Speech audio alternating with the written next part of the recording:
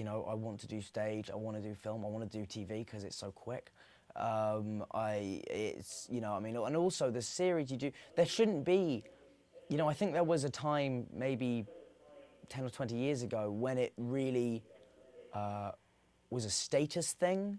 If you're a film actor, you're a film actor. If you're a theatre actor, you're a theatre actor. If you're a TV actor, you're a TV actor. And there was nothing, there was, you know, there weren't really any lines being crossed or you know, it was, and I think there is still today a certain snobbery from film actors about doing TV or from, you know, and I think that's ridiculous. I mean, if you close yourself off entirely to one medium, you close yourself off to so many brilliant parts and exciting opportunities, and I don't quite understand why people do that. So no, I don't really have a preference. I suppose, I mean, film is a very nostalgic, very romantic place for me because it's where I've grown up and it's my childhood, and I love the industry and I love being on set and I love the whole process of making a film.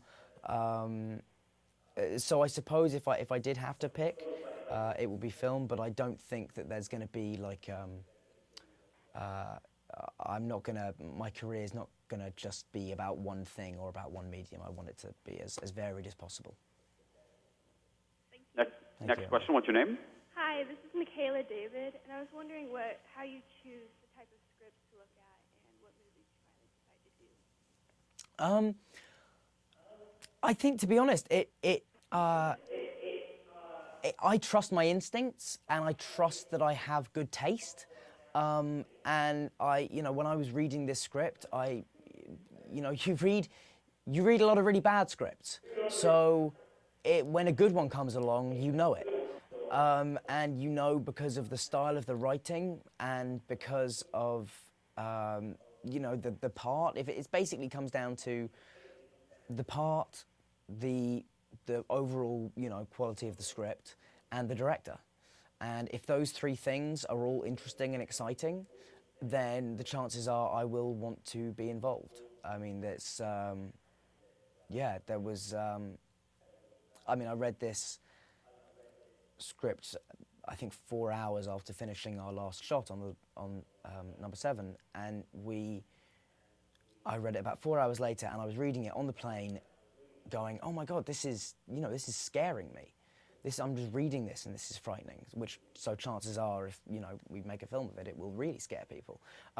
So it was just, generally speaking, when you read a script, you just know if it's something you want to be involved in or not. And then when you meet the director and find out what his vision for the film is, and if that kind of tallies with your own, then, you know, full steam ahead. Next question, what's your name? Hi, I'm Emily Mag, and before I ask my question, I want to say thank you for everything, my childhood. Oh, so you're thanks too for kind. that. Well, you're welcome.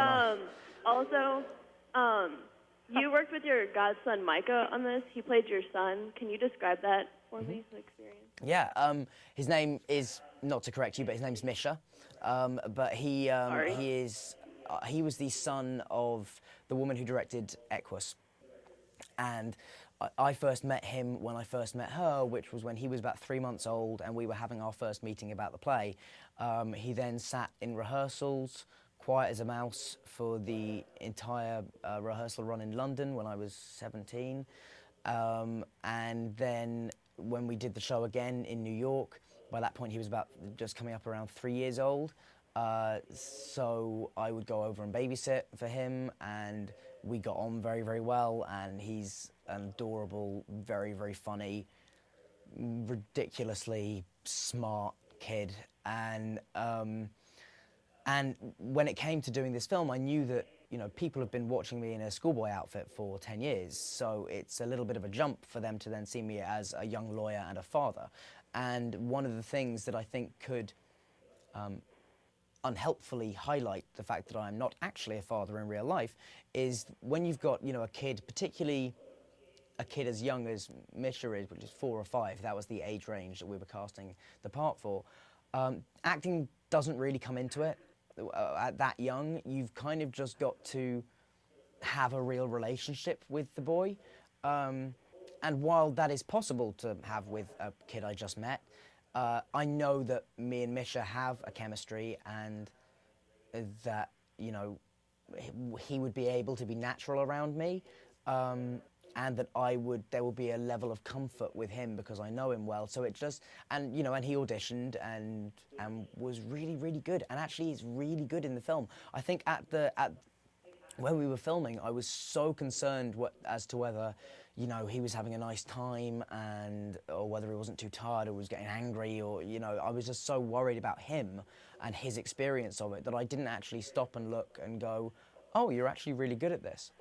But he's turned out great in the film, and he's very, very sweet. And for a film which has very few moments, he provides the only ones.